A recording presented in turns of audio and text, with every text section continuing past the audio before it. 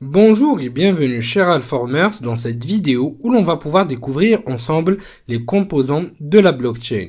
Sans plus tarder, le plan de la présentation est le suivant. Donc tout d'abord, nous allons commencer par découvrir d'une manière globale les composants de la blockchain, chose qu'on va pouvoir détailler au fur et à mesure de l'avancement au niveau de ce chapitre. Nous découvrirons aussi la structure d'un bloc, la définition à partir de là de la blockchain, ainsi que la structure générique au niveau de cette dernière. Chose qu'on va aussi pouvoir découvrir de manière pratique grâce à un simulateur qui a été mis en place par un chercheur nommé Anders Braunwort et qui va pouvoir nous démontrer d'une manière très simple le fonctionnement de la blockchain. Et comme d'habitude, si vous avez des questions, n'hésitez pas à me contacter à tout moment. On va donc pouvoir commencer par les différents composants de la blockchain. Vous me direz, pourquoi ne pas commencer directement par une définition claire et puis définir les différents composants? Non, donc j'ai préféré commencer par déjà analyser les différents composants de la blockchain, c'est-à-dire composants génériques plus ou moins, et par la suite nous allons ensemble en tirer une claire définition parce qu'il n'y en a pas une seule, parce que ça dépend bien sûr de l'angle par rapport auquel on va analyser la blockchain. Donc si c'est d'un point de vue business, si c'est d'un point de vue technique, donc les définitions vont pouvoir varier selon l'angle de vue et selon le contexte par rapport auquel on va analyser cette blockchain. Mais si on veut une définition un petit peu générique de la blockchain, on pourra dire que c'est tout simplement un registre général qui est distribué en mode peer-to-peer, mais qui est aussi cryptographiquement sécurisé.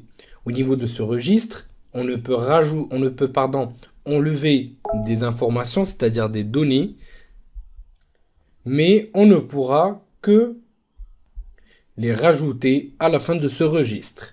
Il est immuable, donc extrêmement difficile entre autres à modifier, et ceci ne peut être fait uniquement par consensus ou accord entre les différents pairs.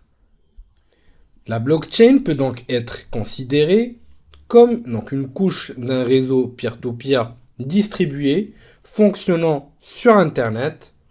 Et au niveau de cette couche-là, on peut donc faire une petite comparaison entre la blockchain et des protocoles comme l'HTTP ou l'FTP qui vont pouvoir s'exécuter sur du TCP/IP, ce qui est illustré clairement au niveau du diagramme. Il y a une notion que je voudrais revoir au niveau de ce slide, qui est en fait la notion de consensus. Donc pour tous les autres éléments, on en a discuté au préalable, sauf pour la partie smart contracts, qu'on va pouvoir discuter plus amplement et de manière très détaillée au niveau des prochaines présentations. Mais principalement, c'est la notion du consensus que je voulais discuter avec vous. Donc déjà, le consensus, selon Wikipédia, représente et caractérise l'existence parmi les membres d'un groupe d'un accord général, comme une sorte de manifeste, positif et unanime, pouvant permettre de prendre une décision ou d'agir ensemble sans vote préalable ou délibération particulière. Et lorsqu'on parle de blockchain, on finit irrémédiablement par mettre en avant le mode de gouvernance de celle-ci. En effet, dans un système centralisé traditionnel, le mode de gouvernance est aussi centralisé et simplifié.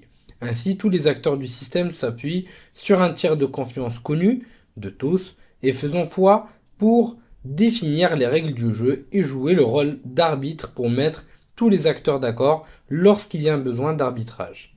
C'est entre autres ce rôle que jouent les banques ou la banque centrale dans un système monétaire. Donc, dans un modèle centralisé, le consensus n'est pas nécessaire. Ou en tout cas, pour mener un arbitrage, valider une transaction monétaire entre tiers, dont les systèmes bancaires, et ainsi de suite. Donc la gouvernance dans ce cadre est simple et assurée par le tiers identifié. À l'inverse, dans un modèle décentralisé, dans notre cas, et sans intermédiaire comme celui de la blockchain, où le mode de gouvernance est tout autant décentralisé. Ainsi, donc l'application qui fait tourner, ou le logiciel qui fait tourner la blockchain et qui est installé sur les ordinateurs de tous les utilisateurs du réseau ne peut être modifié sans qu'il existe un consensus global des utilisateurs. Donc par exemple, admettons qu'un utilisateur décide de modifier le code source du logiciel en y introduisant une règle malveillante. Par exemple, pour chaque transaction validée au sein de la blockchain, 5% du montant est transféré sur mon compte. Donc comme il n'existe aucun organe central pour valider et rediffuser cette nouvelle version du logiciel, cela ne peut se faire qu'avec l'accord d'un plus grand nombre d'utilisateurs sur le réseau peer-to-peer. On voit donc bien que dans ce cas-là, donc ce cas que cette mise à jour donc du code n'obtiendra jamais le consensus. Donc la gouvernance se gère donc non pas par une seule entité sur laquelle tout le monde s'appuierait et à qui l'on ferait confiance pour valider les changements de fonctionnement ou de transactions, mais elle se gère de manière distribuée sur l'ensemble des utilisateurs du système. Tout ceci, donc on va pouvoir le gérer de manière très détaillée, en discuter de manière très détaillée au fur et à mesure de l'avancement de la formation. Et pour éteindre donc ou disons le feu de la curiosité, avant qu'on puisse commencer la partie smart contracts par la suite, donc ça constitue tout simplement l'un des types d'usage les plus prometteurs de la blockchain. Il s'agit donc tout simplement d'un programme autonome qui, une fois qu'il est exécuté ou démarré, va pouvoir exécuter automatiquement des conditions définies au préalable et inscrites dans la blockchain. Donc, il fonctionne donc comme toute instruction conditionnelle, donc les if et les else pour les langages de programmation, pour dire que si telle condition est vérifiée, alors telle conséquence va être exécutée. Donc tout ça, on va pouvoir en discuter au fur et à mesure avec des exemples qui sont pratiques. Nous retrouvons aussi une autre notion qu'on a découvert au préalable, qui est celle des nœuds, suivie par le state machine.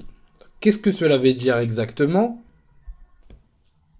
Où donc une chaîne de blocs peut être considérée comme un mécanisme de transition d'état par laquelle un état est modifié de sa forme initiale à la forme suivante et finalement à une forme finale à la suite d'un processus d'exécution et de validation de transactions par les nœuds. Si cela vous apparaît un petit peu ambigu, d'une manière un peu théorique, vous allez voir qu'une fois qu'on aura notre petit exemple pratique, tout cela sera beaucoup plus simple.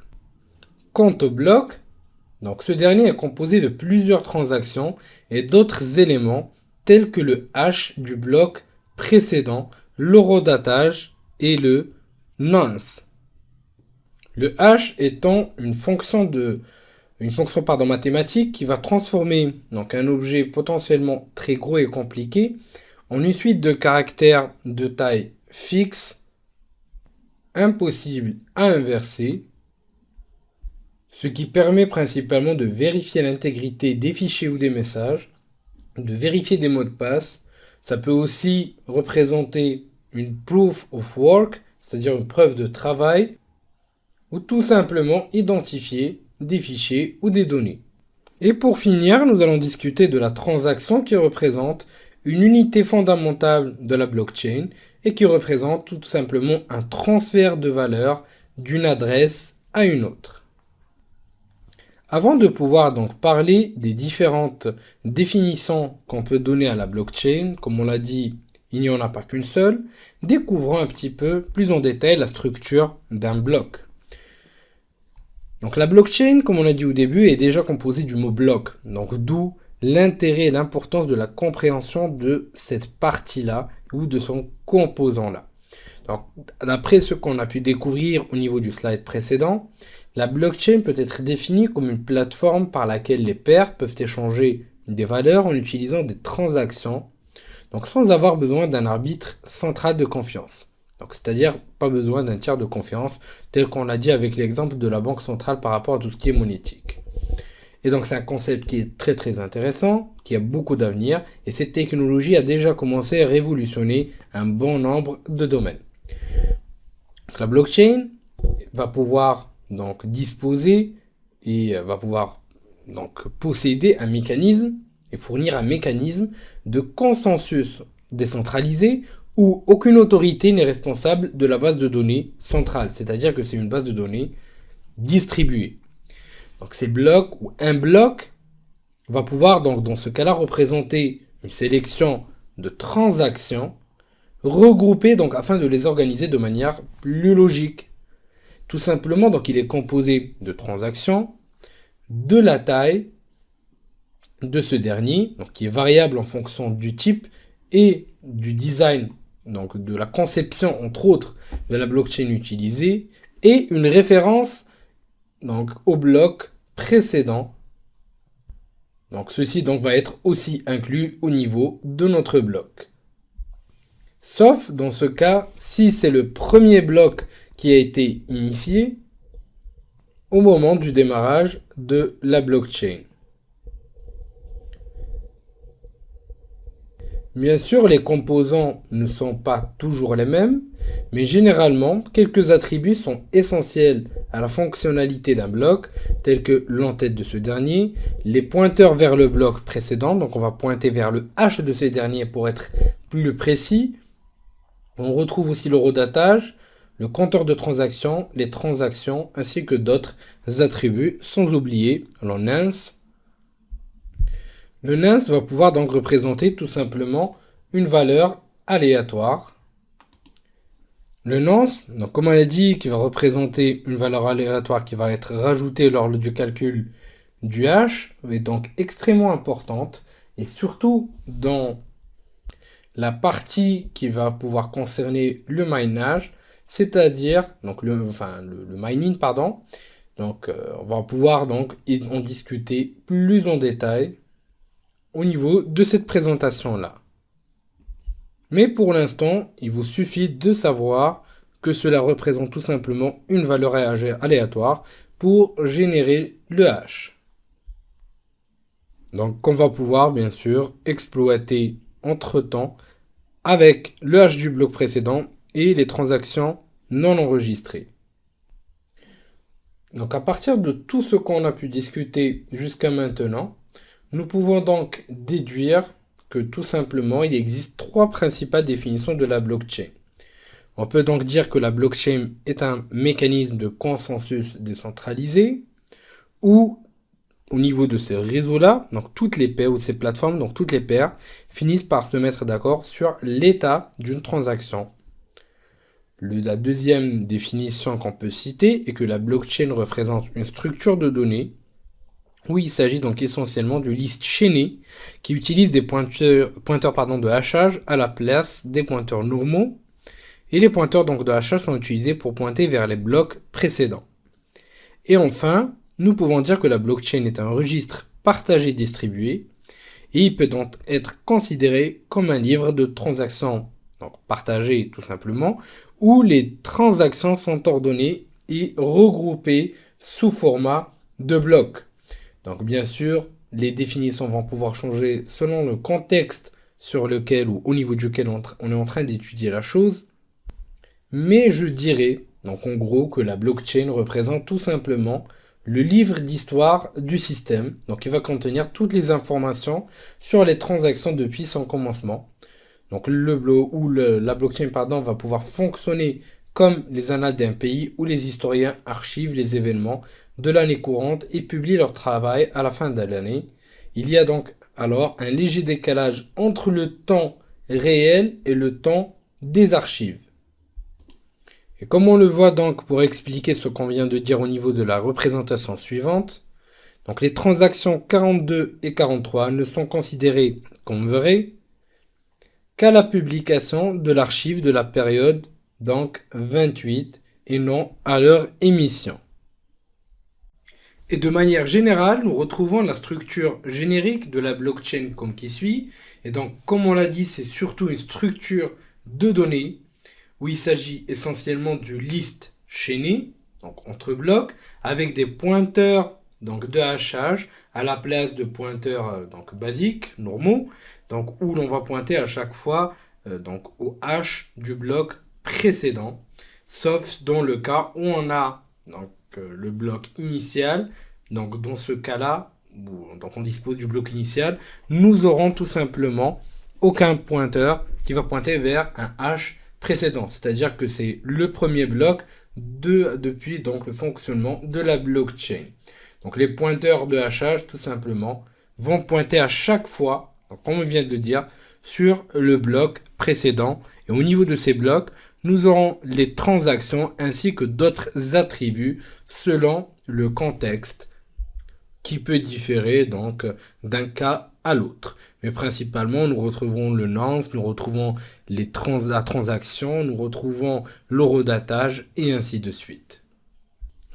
Afin de pouvoir donc représenter de manière pratique mais aussi pédagogique le fonctionnement de la blockchain, je n'ai pas trouvé de meilleur exemple que le travail donc du chercheur Anders Bronwart, donc celui que j'ai cité au niveau des slides lors de la présentation théorique, et qui va donc pouvoir nous expliquer au fur et à mesure, grâce à cette petite application, le fonctionnement donc de la blockchain en allant du hash jusqu'au fonctionnement des tokens. Nous allons donc de notre côté aussi pouvoir aller donc étape par étape, donc afin de bien comprendre ce qu'on a pu découvrir au niveau de la partie théorique. Donc tout d'abord, nous avons utilisé ou découvert la notion de hash.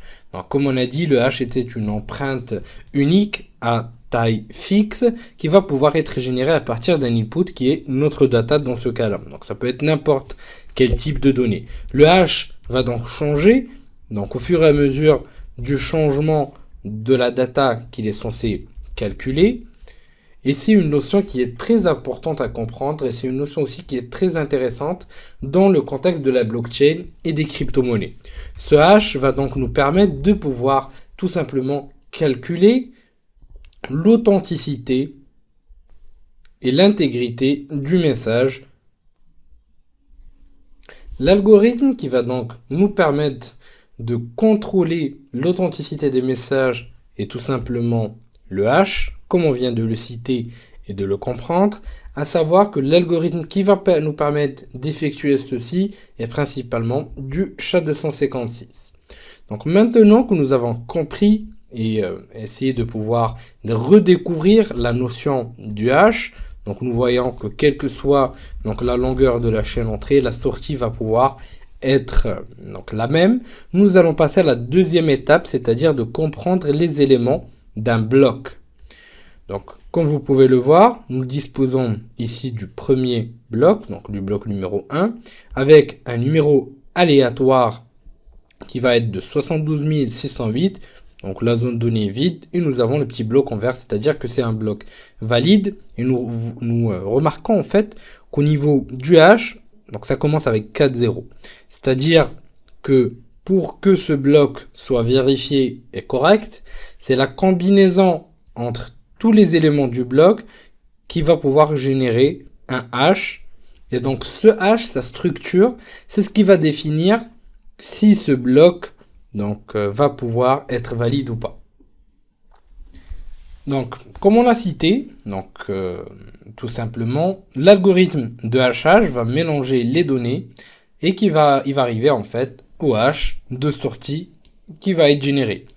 Donc, le hash doit obligatoirement commencer par 4 zéros, donc dans ce cas-là, afin que le bloc soit valide. Si vous le remarquez, si on change juste la data, regardez le hash qui va changer et le bloc qui va devenir en rouge, c'est-à-dire que c'est un bloc non valide. Donc la complication vient du fait que ce mélange est irréversible. Donc il est impossible de partir du nombre d'arrivées pour remonter aux données et d'arriver donc sans faire énormément de suppositions aléatoires. Or, donc c'est exactement ce que font les mineurs. Donc il insère dans cette fonction de nombreux chiffres de sortie jusqu'à que le chiffre d'entrée correspond à certains critères. C'est-à-dire que notre hash, dans ce cas-là, commence par 4 zéros. Et donc, le miner va essayer de pouvoir générer des nombres aléatoires jusqu'à tomber dans la bonne structure. Donc, nous allons donc essayer de voir cela et regarder. Le bon nombre est donc 22 821, donc combiné à la data qui va nous générer une structure correcte. Et encore, si je rechange, ça sera exactement la même chose au fur et à mesure. Voilà. Tout ça, on va pouvoir le comprendre encore mieux quand on va passer à la partie crypto-monnaie.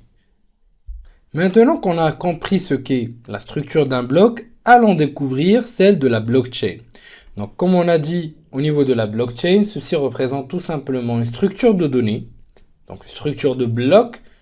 Donc, c'est une liste chaînée de blocs, entre autres, qui utilise des pointeurs de hachage pour pointer, donc vous reverrez ici, sur le hash du bloc précédent. Vous remarquerez que c'est exactement la même chose ici.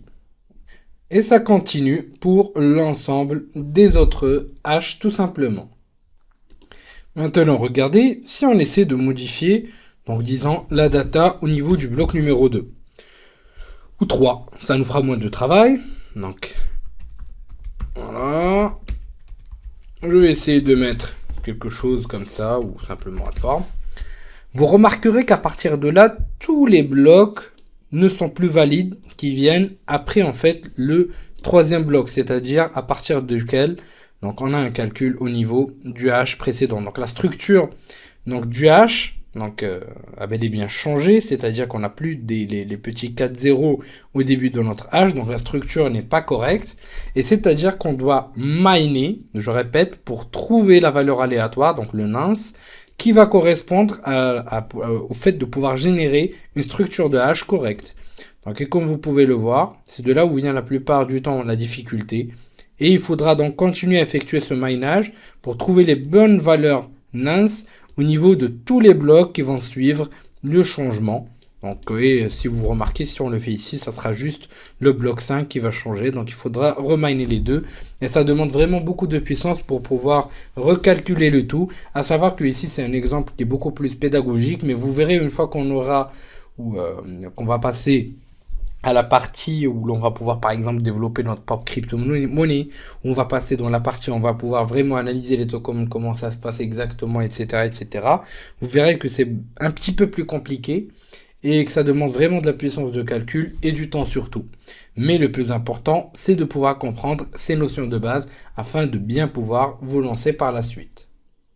Et donc, je le répète et je le souligne, donc en minant, nous arrivons à pouvoir trouver l'ONINS, c'est-à-dire la valeur aléatoire qui va pouvoir nous aider à générer un hash selon donc la structure qui est acceptée donc pour valider le bloc. La notion de mining donc va pouvoir être définie beaucoup plus en détail et donc approfondie au niveau donc des prochaines présentations. Je vous dis merci de votre suivi et à la prochaine vidéo sur Alpha.